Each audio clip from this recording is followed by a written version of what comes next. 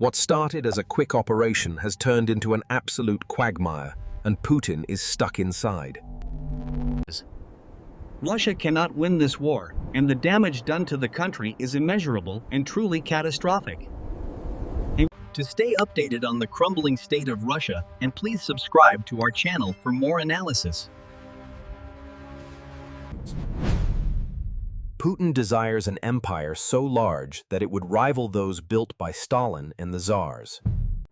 U.S. Air Force veteran Jack Bro says these wars are never going to end because of empire. If Putin succeeds in Ukraine, then Moldova and the Baltics are next on his list for conquest. Putin has openly compared the Ukraine invasion to the imperial conquests of the Russian Tsar Peter Great. Putin frames the invasion as returning historic Russian lands to the motherland to reclaim their rightful place. Russia went into austerity mode in 2012 to start saving money for the planned imperial expansion. Data shows the economy experienced a major decline in 2009, but measures slowly worked toward prosperity. Things were better than the 90s, making it seem like Putin was riding the economic ship initially.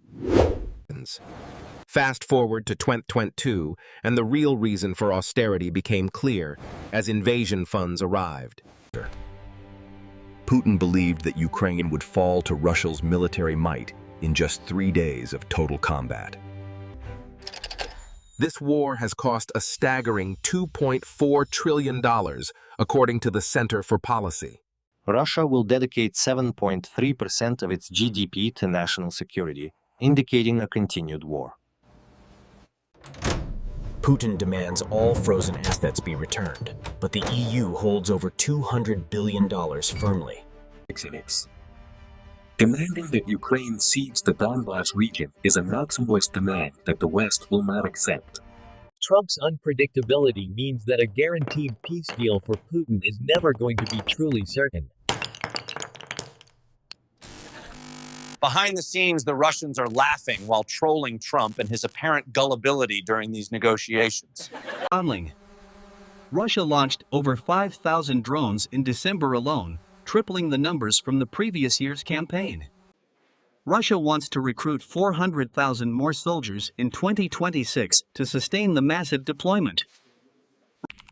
Defense contractors have accumulated $250 billion in corporate debt, which is hidden from government books. Industrial growth forecasts have dropped to just 1%, suggesting the defense industry is running out money. Factories will be short 400,000 workers soon, and salaries have already dropped by 10%. The bubble is not popping yet, but the needle is edging closer to the propped-up industry. Russia is breaking rules of modern economics, with 20% of national GDP now just corporate debt. Intelligence believes a recession is unavoidable and will likely arrive before July of 2026 for Russia. It could be the very oligarchs Putin installed that might spell his ultimate doom during this endgame. Oligarchs will be wiped out when the banks go bankrupt due to these preferential and risky loans. Putin is using deprivatization to install a new generation of loyalists who act as middle managers.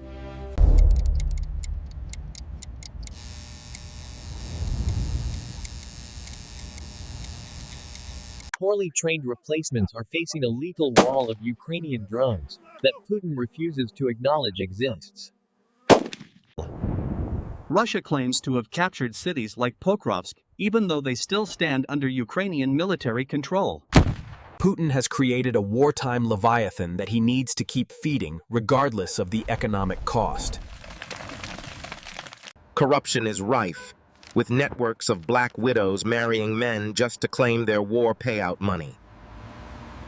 Russia has turned to its prison population, with up to 180,000 convicts sent to. 1,000 Russian citizens have been killed or injured by violent soldiers returning from the Ukraine front. Putin is slowly working through an entire generation of Russia's men, in a war with no end. Birth rates have reached a 200-year low as economic hardship compounds the loss of life. Ultranationalists may strike if they see weakness, so keeping the war going prevents that domestic threat. The UK is creating a missile called Project Nightfall that Ukraine will use to devastate the Russian. Escalation without an endgame is the defining crisis of Vladimir Putin's failing special military operation in Ukraine. Russia launched nearly 6,000 drones in December alone as Putin escalates the conflict on every front. The cracks indicating a pending collapse are starting to show behind the facade of military-industrial strength. Strategy 2020 outlined austerity measures meant to return Russia to prosperity, but it was for war. Russia needed money to fund the invasion, and austerity provided the necessary stockpile of cash for Putin. The EU holds $245 billion of frozen assets and will not hand them back. Russia got bogged down in a war that has cost all sides over $2 trillion already. Subscribe to the Military Show to learn more about Project Nightfall and the crumbling state of Russia. Russia went into austerity mode in 2012 to save every ruble for the future imperial war effort.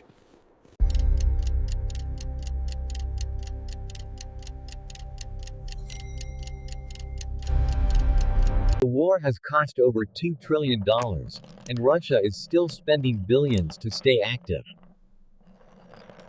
Both Putin and Trump seem to believe that real power comes down to who has most nukes. No peace deal will be accepted unless all frozen assets are returned and all sanctions are lifted. Trump acted alone in Venezuela, capturing Maduro and proving he does not care about Putin's personal interests. Russia launched nearly 6,000 drones at Ukraine in 1 month, as the ground war escalates further. Private banks are forced to give preferential loans to defense contractors, accumulating massive and hidden corporate debt. Industrial growth forecasts for Russia are slowing down, suggesting the collective defense industry is running out money. Salaries for defense contractors have dropped by 10%, and thousands of jobs are now left empty. Russia is breaking every rule of economics, and the bubble propping up the war is nearly popping. Putin's oligarchs will be the ones wiped out when the banks finally go bankrupt due to debt.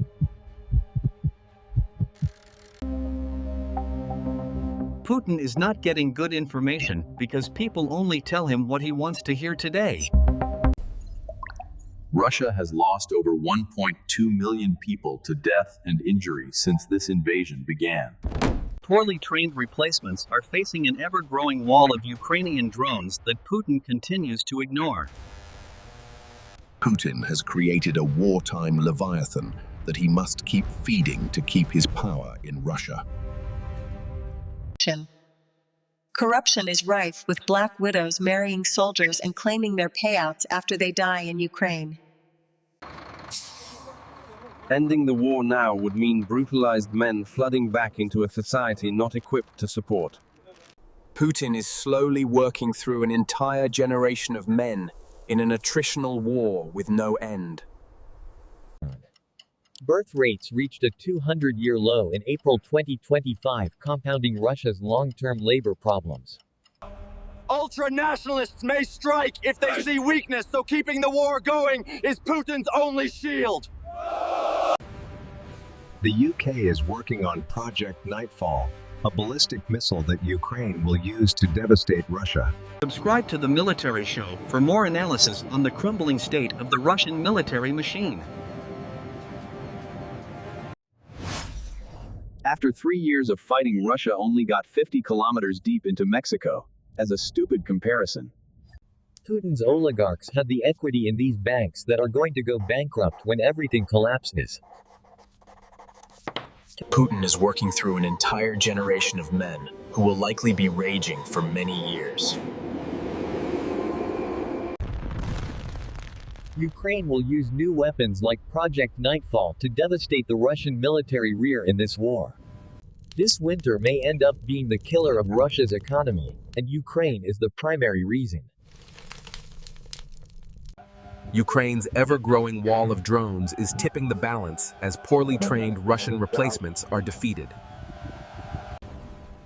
Putin's endgame has begun, and his alternative is an endgame that seemingly has no true end today. Project Nightfall is the future of Ukrainian strikes, and you can learn all about it right here. Subscribe to The Military Show for more in-depth analysis of global military hardware and crumbling states daily.